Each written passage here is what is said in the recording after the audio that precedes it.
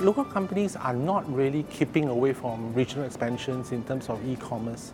In fact, they are focusing on their country first. And some of the countries are very large. If you think of Indonesia, you think of Malaysia, or you think of Vietnam, these kind of scale of countries require a lot of effort to go in for them to be able to deliver e-commerce. Obviously, we have to focus in Indonesia for now.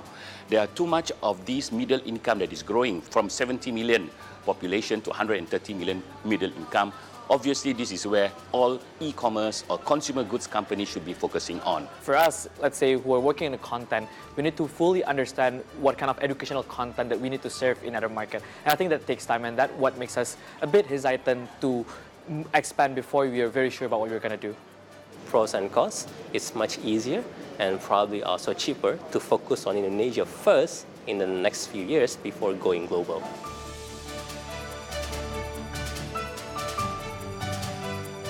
Many of the new companies are started by young kids. They are the ones making the change. What we need to teach them is maybe how to do it, but they are driven. The old boys are very different. They made money out of their existing business. So for them, very little motivation to do something different. So in order to be disruptors, we need to come back to be a human being instead of being a robot. Yeah? And always stay on the ground to balance with the hands. That's why I'm saying the head, the heart, and the hands. To bring the big boys on board, I think small boys like us need to basically reach out to them and provide an opportunity for them to understand and collaborate in a meaningful way, in a way that will mutually benefit each other.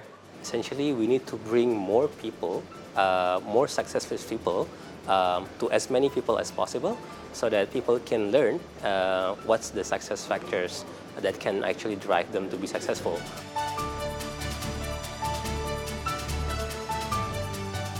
If they are the disruptors, they should prepare themselves by being ready, by looking for opportunities, by finding out where opportunities lie for them to make change. If you're not active, you are affected by disruption. That means your job, your company has been disrupted by someone else. Then you have to learn very differently. You're learning to adapt. Entrepreneurship is not a vocation, it is a lifestyle. That means we have to inbuild ourselves. Don't wait for us to decide what we want to do for our future. Lead our life with entrepreneurship.